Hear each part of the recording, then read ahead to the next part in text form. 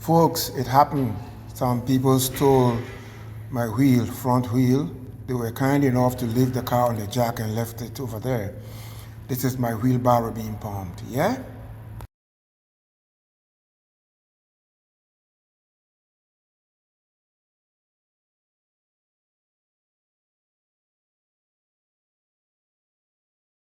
So they were walking around the property looking for Ford SUV until they found one on this side. So the guy points at it, and he is the leader.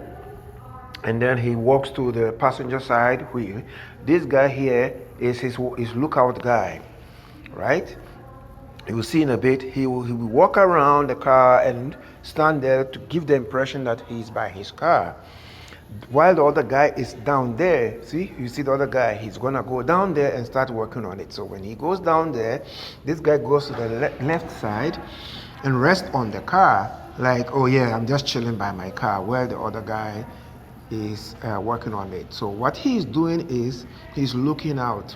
What happens is, even though this happened at 3 a.m., there are people walking around. There's not many of them, but they are. I saw food delivery cars come in and deliver food around 3 a.m. Folks, you won't believe it. Now, so he's walking around the garage, giving the impression that he belongs, because as I said, there are people walking around, people are going in front of the water and back, right? So people are not paying attention to him because he looks like he belongs. Now you see he comes back and then help his friend, then he'll go back and walk again, so that when people come out, they won't think that he is out of order. Now, where he's walking towards to, there's a stairs where you can use that stairs to go up the floors. So that's what he's doing, walking around, giving the impression that that he belongs, while his friend is down there putting in the hours to steal the wheel. So that's what is going on. Now, this whole operation took about 10 minutes. They started around 3 a.m. and by 3:10, 3:12, they had the wheel, you will see. Now, when I saw this in the morning, like I said, I just reported it to the property manager. And then the property manager said they are going to need a police report, so call the police. I called the dispatch around 8:30. And they called back at 12:41 and got a basic information, and then they said they'll get back to me. Folks, it's been over a week now, they have not gotten back to me. And when they called me, the first question I believe they asked me is if I still wanted to file a report. It's almost like they didn't want me to file a report, because you see, this is a case that they figure they may not be able to resolve. They don't want that, you know? And I'm like, but why would I call you if I didn't want to file a report, right? So anyway, the report is filed, and you can see the guys over there, they're still working on it. Like I said, it took about 10 minutes. Well, how do I know there were other people walking around?